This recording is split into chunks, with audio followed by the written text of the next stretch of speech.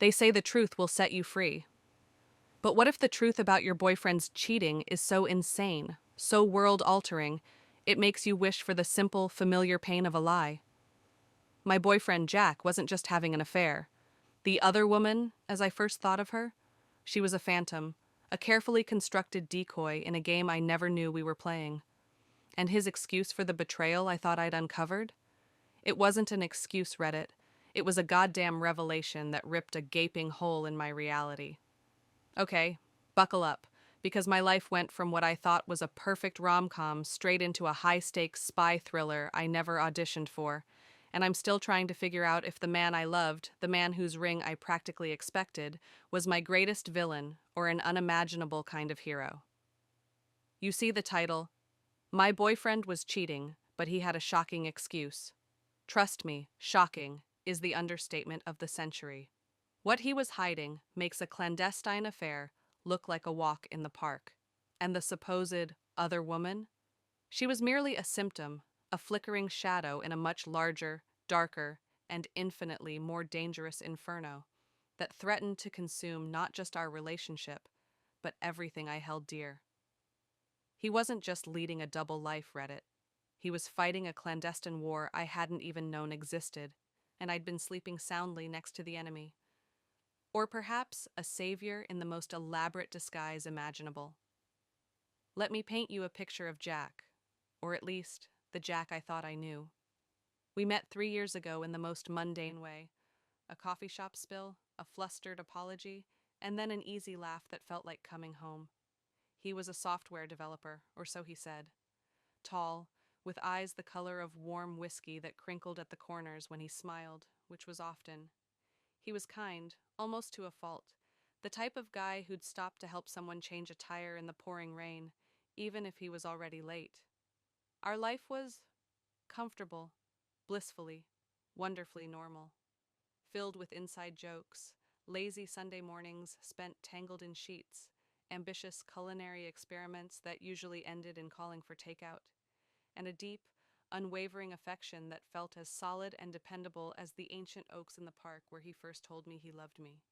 He remembered everything: my irrational fear of pigeons, and never judged; my favorite obscure indie band, whose concerts he'd surprisingly enjoy; the exact particular way I liked my tea: strong, 2 sugars, splash of milk. He'd leave little notes for me, silly doodles on napkins that made me laugh out loud, or a single, perfect gardenia on my pillow, just because. He wasn't just a boyfriend. He was my best friend, my confidant, my anchor in every storm. We talked about everything, or so I believed. Dreams of a little house with a wraparound porch swing, adopting a scruffy, one-eared dog we'd name Pirate, maybe even kids someday, far off in a sunlit future. Our future was a brightly lit, clearly paved path, and I couldn't wait to walk it, hand in hand with him. The first crack in this idyllic facade appeared about 6 months ago. It was subtle, almost unnoticeable at first, like a hairline fracture in a precious vase. Jack started working late more often. Big project at work, deadlines are killer, he'd say, kissing my forehead, his eyes shadowed with a tiredness that seemed deeper than just work, though his smile was quick to reassure me. He became more jumpy. A sudden noise, a door slamming, even a car backfiring down the street would make him flinch, a tense coil in his usually relaxed frame. His phone, which used to lie around carelessly, a forgotten soldier on the coffee table, was now always in his pocket, screen down or clutched in his hand. He started locking his laptop religiously, something he never bothered with before, waving it off with a casual, new company policy, super strict about data security. I brushed it off. Stress, I told myself, that insidious modern plague. Everyone gets stressed. I tried to be more supportive, made sure he had hot meals when he finally dragged himself home, the scent of the city still clinging to him. I gave him space when he seemed preoccupied, lost in thoughts that were miles away from our cozy living room. But that worm of doubt, once hatched, had begun its slow, methodical feast on my peace of mind. Then came the hushed phone calls. He'd take them in the other room, the door pointedly closed, or step out onto the tiny balcony, his voice a low, urgent murmur I couldn't decipher, even when I shamelessly tried to press my ear against the glass. When I asked, my tone deliberately light, he'd wave it away. Just work, babe. Conference call with the overseas team. NDA stuff, you know how it is. I didn't, not really, but I wanted to trust him. God, how desperately I wanted to trust the man I loved. The late nights became more frequent, sometimes stretching into the pre-dawn hours of the morning. He started traveling for work conferences, often on incredibly short notice. Emergency meeting in Zurich or client presentation in Singapore. He'd come back utterly exhausted, emotionally distant. The vibrant spark in his whiskey eyes dimmed to a low ember. The physical intimacy, once so easy and passionate, dwindled. He'd hold me, yes, but it often felt obligatory, like he was going through the motions, his mind clearly elsewhere. The easy laughter, the spontaneous weekend adventures, they all began to fade, replaced by a tense, unspoken undercurrent I couldn't name, but felt in every fiber of my being. I'm not proud of what I did next, Reddit, but the anxiety, the gnawing uncertainty, was eating me alive from the inside out. I felt like I was going crazy, questioning my own sanity. So, I started checking his phone when he was in the shower. My heart pounded with a toxic mixture of guilt and desperate dread each time, my fingers fumbling with the passcode I still knew. For weeks, I found nothing, just work emails that seemed blandly corporate, group chats with his friends discussing football or video games, the usual digital detritus of a normal life. I almost convinced myself I was the problem, that I was hopelessly paranoid, projecting my own insecurities onto him. Until that Tuesday. The Tuesday, my world tilted on its axis and never quite righted itself. He was out, another late night at the office, the excuse now so familiar it tasted like ash in my mouth. I was a wreck, pacing our small apartment like a caged animal, feeling like a ghost in my own life, in my own relationship. His laptop was on his desk in the spare room we laughingly called his office, closed. He'd forgotten to lock it, or maybe, on some deep subconscious level, he wanted to be caught. I don't know, and I probably never will. My hands trembled so violently I could barely control them as I lifted the screen. His email was open, and there it was. Not a string of lurid, passionate messages to another woman, not explicit photos that would have been horrifyingly straightforward. It was worse in a way because it was so clinical, so detached. An email thread with a woman named Serafina.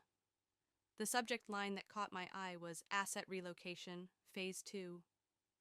The contents were cryptic, filled with jargon I didn't understand. Extraction points, counter-surveillance, handler updates.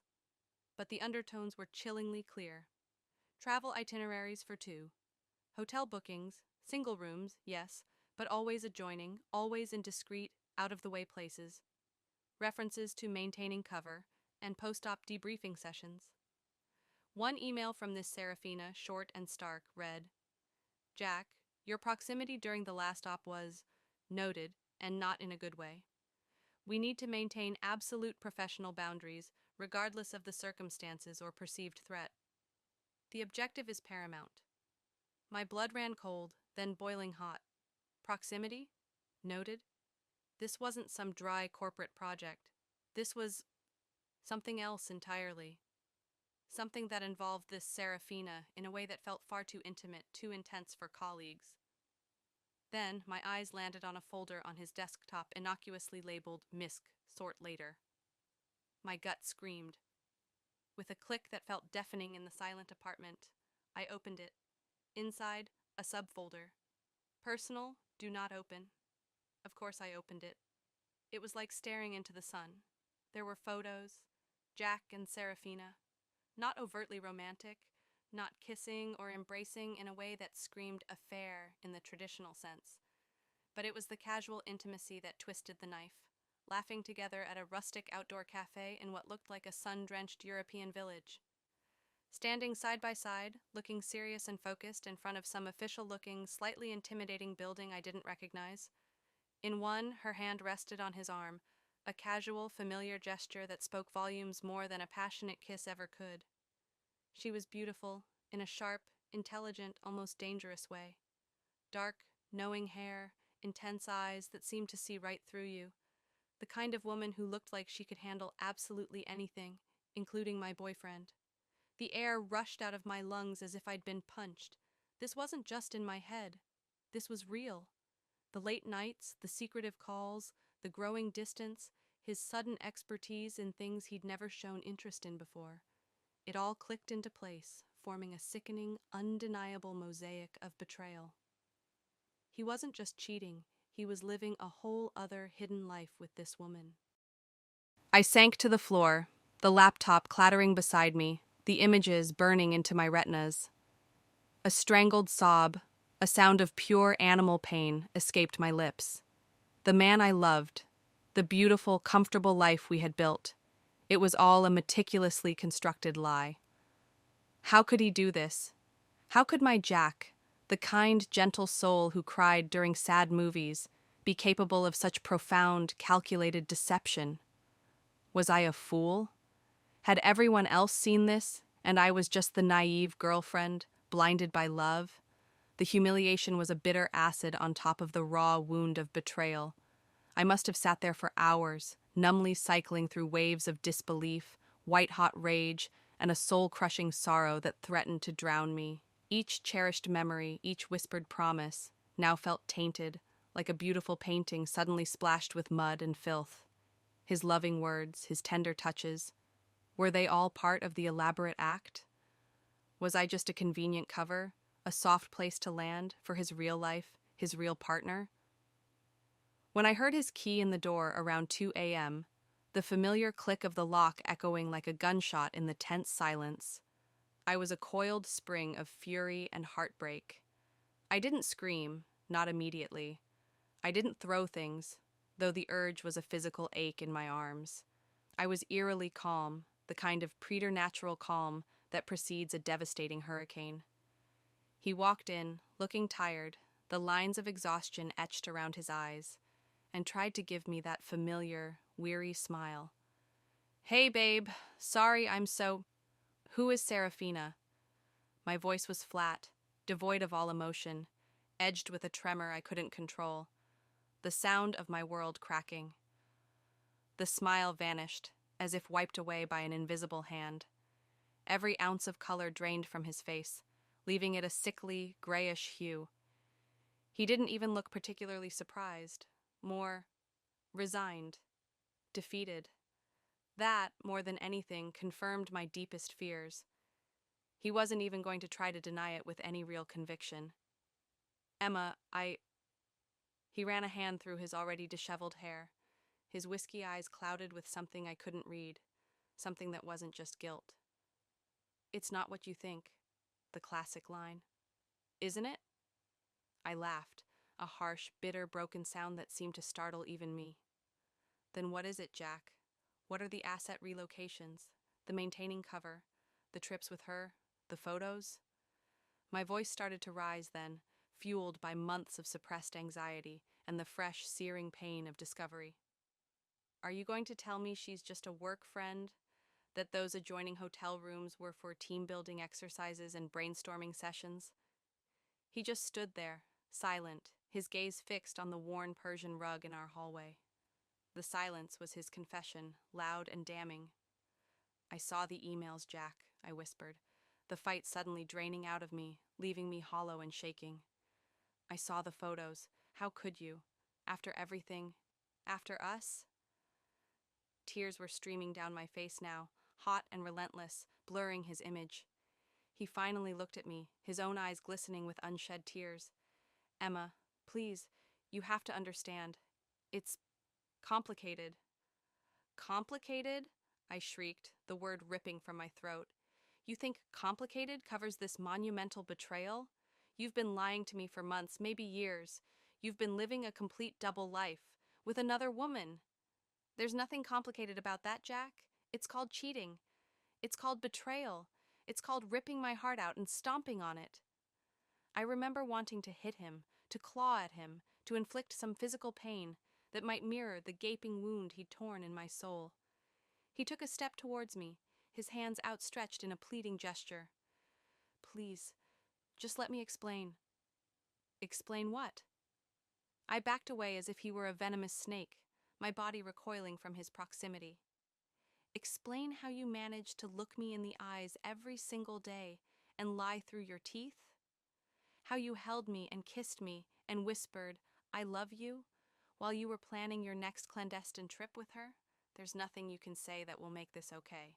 Nothing! He sank onto the sofa, his head in his hands, his broad shoulders shaking with silent sobs. For a fleeting, treacherous moment, seeing him so utterly broken, a pang of the old love, the old sympathy, pierced through my incandescent anger. I quickly, brutally, squashed it. He deserved this pain. He deserved to feel even a fraction of the agony I was drowning in. "I never meant to hurt you," he mumbled into his hands, his voice thick with emotion. "You have to believe that, Emma. That was the last thing I ever wanted." "But you did," I said, my voice now dangerously cold and steady. "You shattered everything. Our life. My trust. Me. Was any of it real, Jack? Or was I just part of your cover story, the naive girlfriend back home?" His claim that everything with me was real felt like the cruelest lie of all. How could it be real if this other life, this other woman, was also real? He looked up then, his face etched with an anguish that seemed to go bone deep. "Everything with you was real, Emma. Everything. That's the only truth I have left. The only thing that kept me sane." It's a little late for truths, don't you think? I turned on my heel and walked numbly to the bedroom, my movements jerky, mechanical. I pulled a suitcase from the top of the wardrobe, dust motes dancing in the dim light. "What are you doing?" he asked, his voice hoarse, laced with a new, sharp panic. "I'm leaving," I said simply, trying to keep my voice from breaking. "I can't stay here. I can't even look at you right now." Panic flared in his eyes, raw and desperate. He jumped up from the sofa.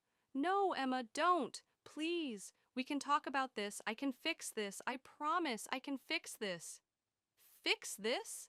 I spun around, the half-packed suitcase clattering to the floor, its contents spilling out like my own jumbled emotions. "How, Jack? How do you fix destroying every single ounce of trust I ever had in you? How do you fix me finding out that my entire relationship, my entire future, was built on a foundation of lies? This is where it got strange, even stranger than discovering a well-hidden long-term affair. This is where the script flipped from a tragic drama to something out of a surreal, unbelievable movie." He stared at me, his eyes wide with a desperation that seemed to go far beyond the understandable fear of losing a relationship. It was a primal fear, something darker and more profound. "Emma," he said, his voice dropping to an intense, urgent whisper that sent shivers down my spine despite my anger. "You can't leave. Not like this. Not now. There are things you don't understand, things I haven't been able to tell you, for your own safety." "For my safety?" I scoffed, a humorless laugh bubbling up. "Oh, please, Jack! Is that the best you can come up with? You were cheating on me to protect me? Save it. That's the oldest, lamest, most insulting excuse in the cheater's handbook." "It's not an excuse," he insisted, stepping closer, his hands clenched at his sides. "It's the truth. Serafina, she's not what you think. Our work, the things I do, it's not what you think." "Oh, I think I have a pretty clear picture," I retorted, crossing my arms, trying to create a physical barrier against him and his absurd claims. "You're a liar and a cheat, and she's your partner in crime, your sophisticated European mistress." He shook his head vehemently, his expression deadly serious. It's dangerous, Emma. What I do, it's sensitive, highly classified. I couldn't tell you. I couldn't risk putting you in danger. The people we're involved with, they don't play by any rules." I just gaped at him. Was he actually trying this? Was he seriously expecting me to believe that his affair was some sort of noble, selfless sacrifice? The sheer audacity was breathtaking. "So, what are you, Jack? A secret agent? James Bond reincarnated?" Is Serafina your Bond girl? Are you out there saving the world one clandestine hotel room at a time? My voice dripped with sarcasm, each word designed to mock his ridiculous story. His face was deathly serious, his whiskey eyes boring into mine. Something like that, he said quietly, the words hanging heavy in the air between us. More like, we work for an unofficial, non-governmental organization that deals with threats traditional intelligence agencies can't or won't touch. Human trafficking rings, international arms dealers, cyber-terrorist cells planning mass casualty events. Serafina is my partner, my field operative colleague. The cheating, as you see it, it was a necessary illusion, part of a much larger, more complex operation. I just stared at him, speechless. An unofficial organization, dealing with global threats? This was beyond absurd. This was the plot of a bad spy movie, not my life. A necessary illusion? Are you listening to yourself right now? You expect me to believe this? This outrageous fantasy? I know it sounds crazy, he pleaded, his eyes desperately searching mine for any flicker of belief, any hint of understanding. I have no way to prove it to you right now without breaking protocols that could get people killed. Innocent people. People we're trying to save. But Emma, I swear on my life, on our life that I cherished, I have never been unfaithful to you in my heart. My relationship with Serafina is strictly professional. The closeness, the travel, the shared rooms. It's all part of the cover stories we have to build for our operations. Sometimes we have to appear as a couple, sometimes as business associates, sometimes even as antagonists to each other if the mission requires it to infiltrate different factions. I wanted to laugh, I wanted to scream. Part of me, a tiny, desperate, exhausted part, wanted to believe him because the alternative, that he was just a common garden-variety cheater who had systematically destroyed my world for his own selfish pleasure, was almost too painful to bear. But my rational mind, what was left of it, was screaming, "Red flag. This is the most elaborate, insane, desperate lie ever concocted by a guilty man." So the late nights, the secrecy, the NDA stuff, that was all you, off saving the world from evil? I asked, my voice still laced with a heavy dose of disbelief and contempt. Yes, he said, his gaze unwavering, holding mine captive. The project I told you about, the software development, that was my official cover job, the one that provides a paper trail. My real work, it takes me to dark places, Emma. Places and situations I wouldn't want you to even imagine. The stress, the distance you felt, it was because I was carrying the weight of that, and I couldn't share it with you. I was trying to protect you from that darkness, not bring it into our home. Protect me by making me think you were having an affair? I countered, my voice rising again. How does that work, Jack? How does lying and sneaking around and making me feel like I'm losing my mind protect me?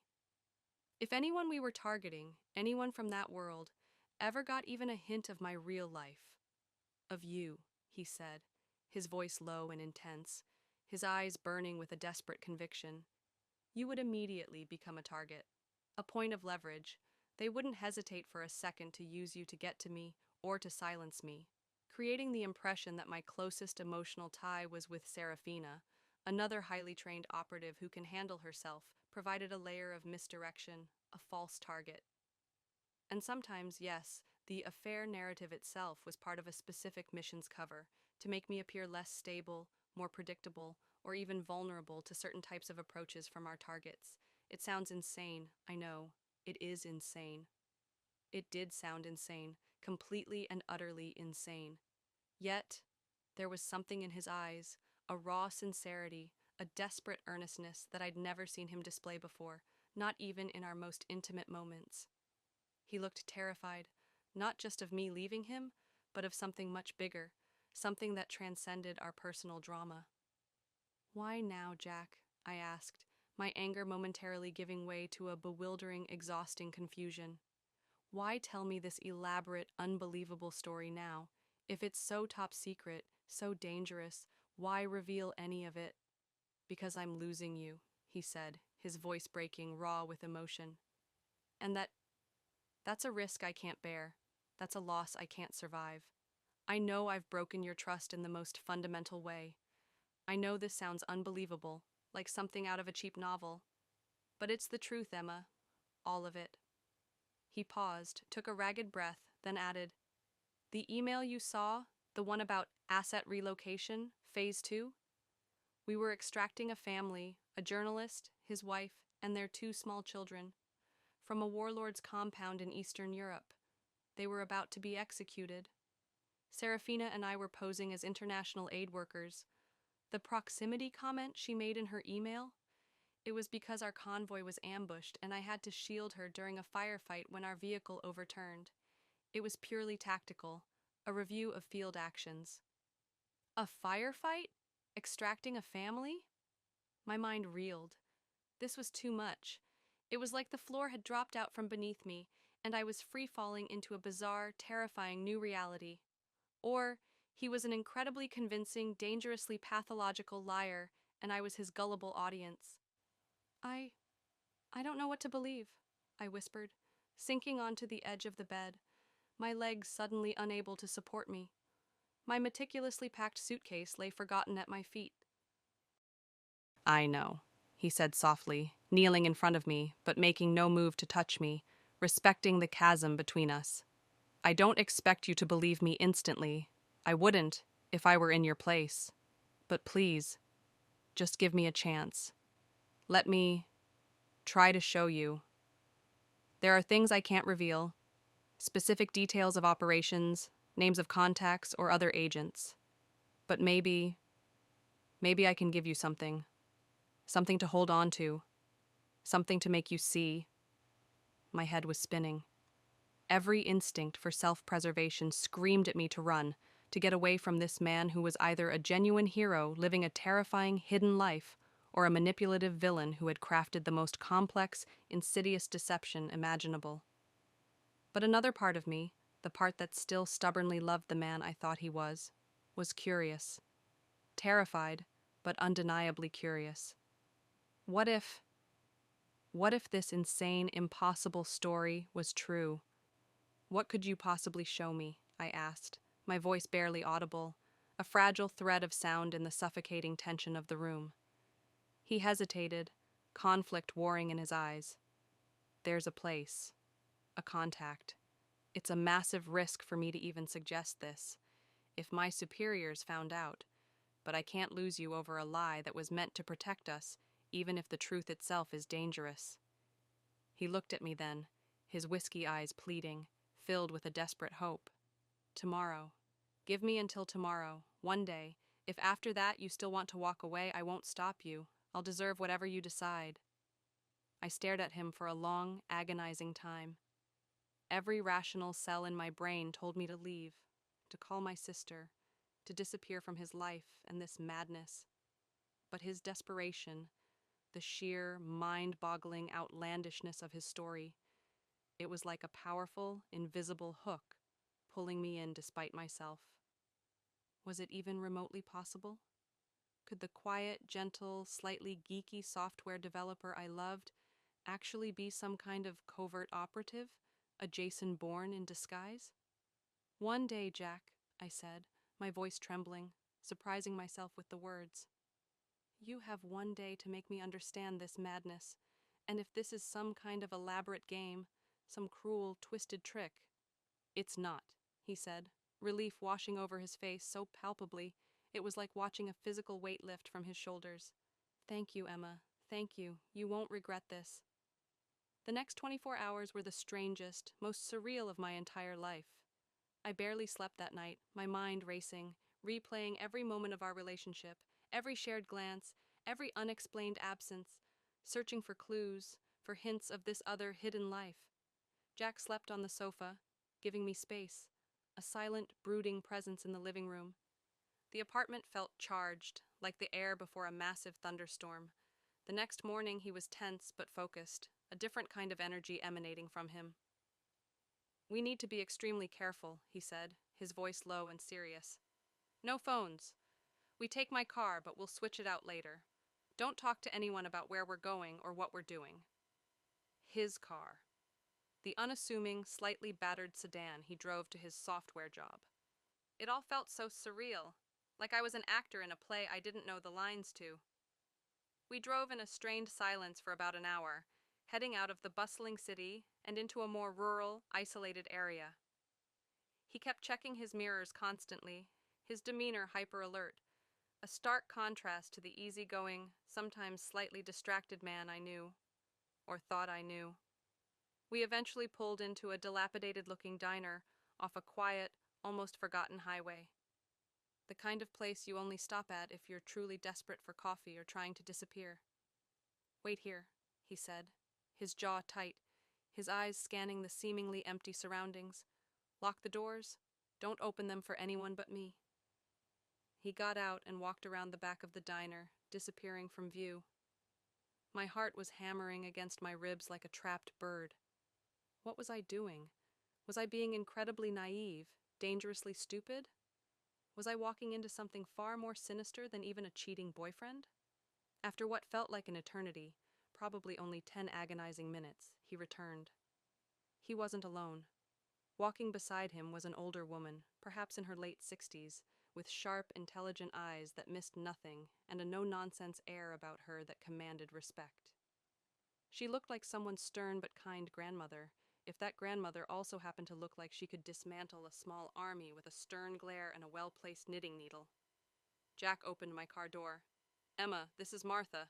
She's a friend and a former colleague." Martha looked me up and down, her expression unreadable, her gaze penetrating. Then, a small, almost imperceptible smile touched the corners of her lips. "So, you're the reason Jack is willing to risk his entire career and possibly a great deal more," she said, her voice surprisingly gentle, yet firm. "He must care about you a great deal, child." I was utterly speechless, my throat dry. Jack looked at Martha with a mixture of profound gratitude and visible apprehension. "Martha, thank you for agreeing to this. I know what this costs you." "Don't thank me yet, son," she said, turning her piercing gaze back to me. "Jack has told me about your situation. Let me be blunt, young lady. What he does is not for public consumption. It's a life lived in shadows, filled with hard choices and necessary sacrifices. He broke a sacred, unbreakable rule by even hinting at its existence to you. He broke another, far more dangerous one by bringing me here to meet you."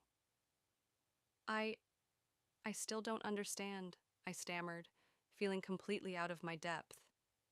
"Is what he told me? Is any of it actually true?" Martha's eyes softened slightly, a flicker of warmth in their steely depths. "Jack is one of the best operatives we've ever had. Dedicated, incredibly brave, and exceptionally skilled at blending in, at becoming whatever the mission requires. The software developer persona? That was his legend, as we call it. A very carefully constructed one, maintained for years. Serafina, or Agent Thorne as we know her, is indeed his field partner. Their relationship is, and always has been, strictly professional, built on mutual trust, and the absolute necessity to survive in hostile environments. Sometimes, appearing as a couple, or even as lovers, is part of their cover. It deflects suspicion.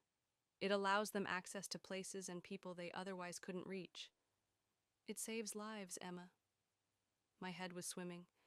This woman, Martha, exuded an aura of quiet, unshakable authority. She wasn't lying. I could feel it in my bones. This was real.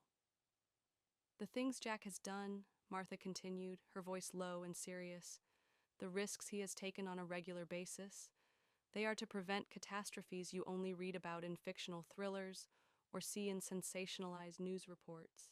But for us, for him, they are very real, very immediate threats. The secrecy surrounding our work is absolute because exposure doesn't just compromise missions, it gets people killed. Operatives, assets we're trying to protect, innocent civilians caught in the crossfire, including loved ones, Emma, if their connection to an operative becomes known." She paused, letting her words sink in, each one landing like a heavy stone in the pit of my stomach. "Jack's decision to create distance, to even allow you to suspect infidelity, however painful and damaging that was for both of you, was a calculated risk.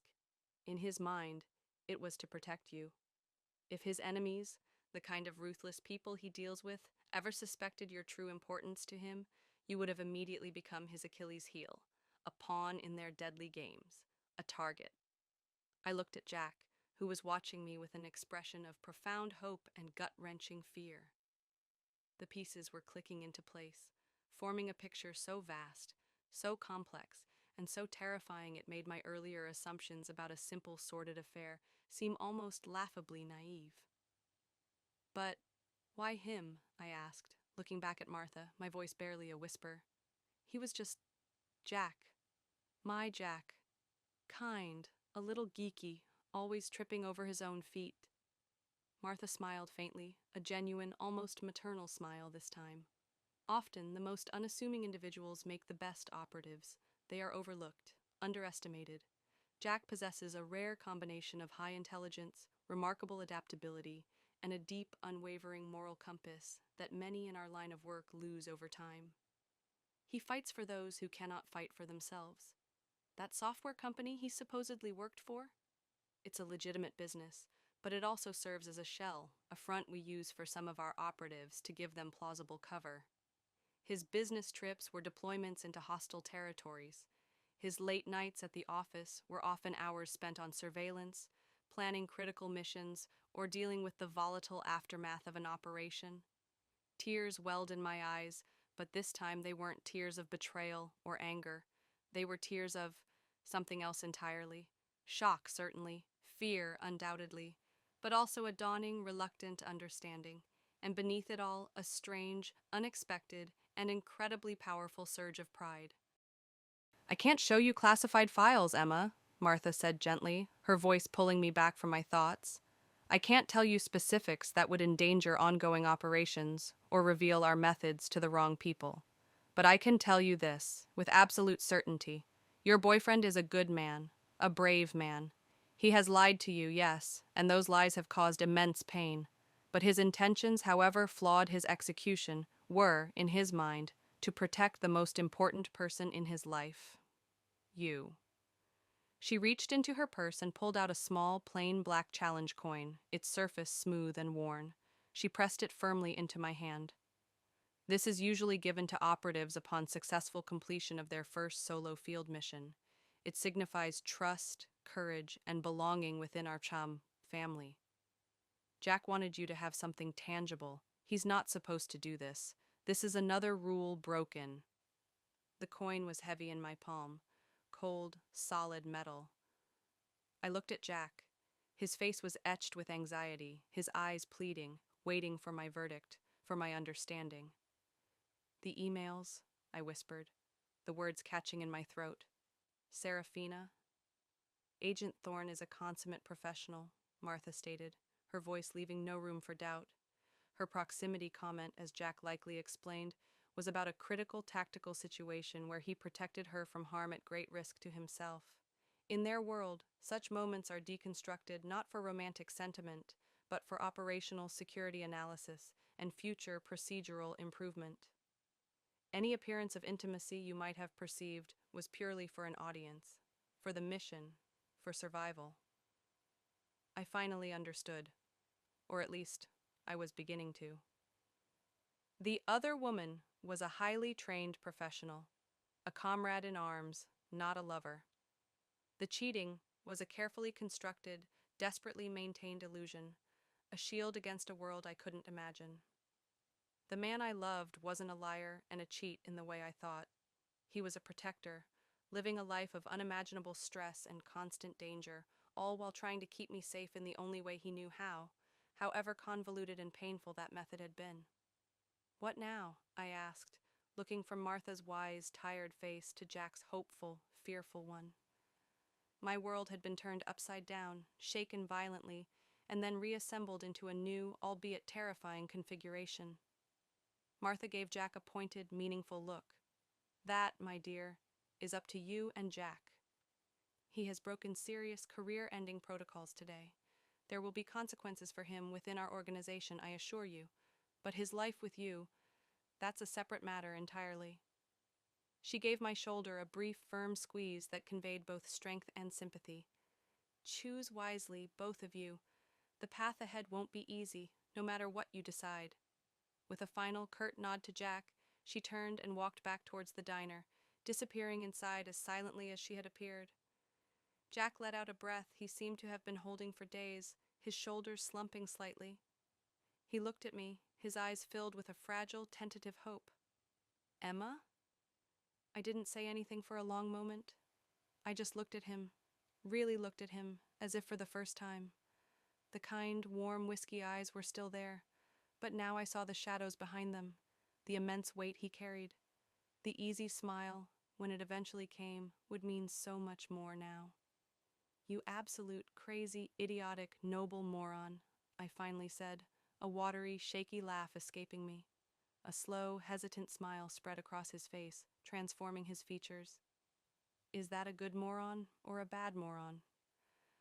I haven't quite decided yet, I admitted, though my heart, bruised and battered as it was already leaning heavily in one direction. This is a lot to take in, Jack. My entire reality has shifted on its axis in less than 48 hours. I know, he said softly, his voice thick with unshed emotion. And I am so, so profoundly sorry for the pain I caused you, for the lies. Even if they were told for what I believed were the right reasons, they were still lies to you, and they hurt you. There's no excuse for that pain. We have so much to talk about, I said, my head still spinning, and you have a lot of making up to do, a lot, and I'm probably going to have a million more questions, and possibly a few full-blown panic attacks along the way. I'll answer everything I possibly can, he promised, his sincerity shining through. Every question, and I'll be here for every panic attack. I'll spend the rest of my life making it up to you, Emma, if you'll let me. I looked down at the heavy challenge coin still clutched in my hand. It felt like a key, a strange, unasked-for key, unlocking a door to a world I never knew existed beyond the mundane. A dangerous, frightening world, yes, but also a world where incredible courage and selfless sacrifice were real. What does this mean for us, realistically? I asked, the practicalities starting to surface through the emotional fog. Can we even have a normal life after this? Can I have a normal life, knowing? He grew serious, the brief flicker of hope in his eyes dimming slightly. It will never be normal in the way we once thought, Emma. There will always be a level of secrecy I have to maintain, for your safety and the safety of others. There will always be a certain inherent risk associated with my life, and by extension, now with yours if you choose to stay. I understand completely if that's too much to ask. I wouldn't blame you for walking away. In many ways, you should. I thought about the comfortable, predictable, safe life I had always envisioned. And then I thought about the man standing in front of me, the man who faced down warlords and terrorists, who lived a life of constant vigilance and hidden bravery to protect others, to protect me in his own incredibly flawed and complicated way. Could I go back to blissful ignorance, knowing what I knew now? Or could I find the courage to embrace this new, terrifying, uncertain reality with the man I still, despite everything, loved? The man who, it turned out, was even more extraordinary, more complex, and more heroic than I had ever dared to imagine. I guess, I said slowly, a small, tentative smile playing on my lips, our definition of date night is about to get a serious, possibly life-threatening upgrade. Relief washed over his face, so profound and absolute it was like watching the sun break through dark storm clouds after a long and violent tempest. Does that mean it means you owe me dinner? I said, trying to keep my voice light, even though my heart was doing a complicated series of acrobatic flips. A very nice, very expensive dinner, and you're telling me everything you're legally and morally allowed to. No more soul-destroying secrets that involve me thinking you're stupping your femme-fatale partner, Serafina. He laughed then, a genuine, joyful, unrestrained laugh that I realized I hadn't heard in months. It was the most beautiful, reassuring sound in the world. Deal, he said, his eyes crinkling at the corners in that way I adored. And for the record, Agent Thorne would probably break my arm in 3 places if I ever even suggested such a thing. She's terrifyingly professional, and married to a woman who's even more terrifying. As we drove away from that dusty, forgotten diner, leaving the ordinary world far behind us, I knew things would never be the same. Our life wouldn't be the simple, straightforward fairy tale I had once pictured in my naivety. It would be something far more complex, more challenging, and yes, probably more frightening at times than I could yet comprehend. But it would be our life. And for the first time in a long, agonizing time, despite the lingering insanity of it all, I felt a flicker of genuine excitement, of daunting adventure. Jack reached over and took my hand, his grip firm and reassuring, a silent promise in his touch. The man I loved wasn't a cheater. He was a hero, hiding in plain sight, burdened by secrets I was only just beginning to understand. And his shocking excuse? It turned out to be the unbelievable, terrifying, and ultimately awe-inspiring truth. Our journey was just beginning, and I had a feeling it was going to be one hell of a ride. There would be scars, no doubt. Trust, once so completely shattered, doesn't magically reform overnight. It has to be rebuilt, piece by painstaking piece, with unwavering honesty, boundless patience, and a whole lot of communication. I knew there would be days when the fear and old resentments would resurface, when a late night or an unanswered call would send a jolt of the old panic through me. But now, at least, I understood the stakes. I understood the why behind his actions. We talked for hours that evening, and for many evenings after that. He couldn't tell me everything, of course. Active operations, specific names of other operatives, sensitive intelligence, those remained in the shadows, and I found, surprisingly, that I didn't necessarily want to know all those dangerous details. Knowing the general truth, the core of his commitment, was enough. The minutiae would only feed my anxiety and potentially compromise his work. He told me about the rigorous training, both physical and psychological. He told me about the immense toll it took, the constant vigilance, the burden of carrying secrets that could mean life or death. He also told me, carefully, about some of the good they did. Families rescued from unimaginable horrors, potential disasters averted, dangerous criminal networks dismantled piece by piece.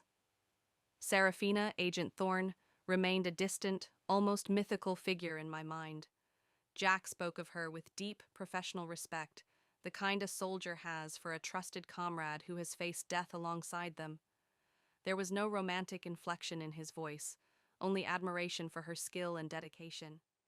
And slowly, painstakingly, my internal image of her shifted from a shadowy rival to an equally burdened ally in a world I was only just beginning to comprehend. Our normal found a new, adjusted baseline. There were still date nights, but sometimes they'd be preceded by him meticulously, almost subconsciously, checking our surroundings, his gaze lingering a little too long on unfamiliar faces in a crowd. There were still quiet evenings at home, curled up on the sofa, but now I understood that his occasional silences might be him processing things he could never fully share with me, the echoes of a world I would never truly inhabit. The biggest change was in us, in the space between us. The pretense was gone. In its place was a raw, vulnerable, and sometimes brutally difficult honesty. He was no longer just Jack, the sweet, slightly awkward software developer. He was Jack, the man who walked in shadows to protect the light, and who had risked everything, including my trust and my love, to keep me in that light. I won't lie, Reddit. Sometimes, late at night, when he's asleep beside me, his face finally relaxed and peaceful, I look at him and a profound chill runs down my spine. I think about the dangers he faces, the life he leads when he's not with me.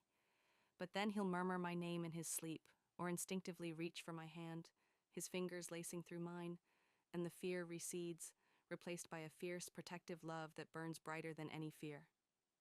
He chose a difficult, dangerous, and often thankless path, a path that forced him to make impossible choices that hurt us both deeply, and he chose me, even when it meant confessing a truth so outlandish it could have destroyed everything between us. So, yes, my boyfriend was cheating, but his excuse was that he was trying to save the world, and, in his own incredibly flawed, painful, and complicated way, save me too.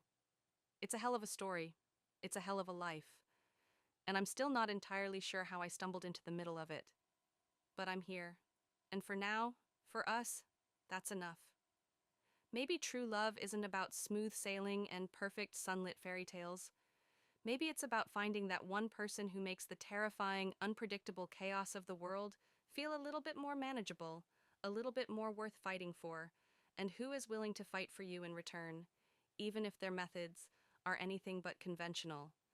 And if that person also happens to secretly be a bona fide hero, well, that's just an unexpected, mind-boggling bonus I'm still trying to get used to.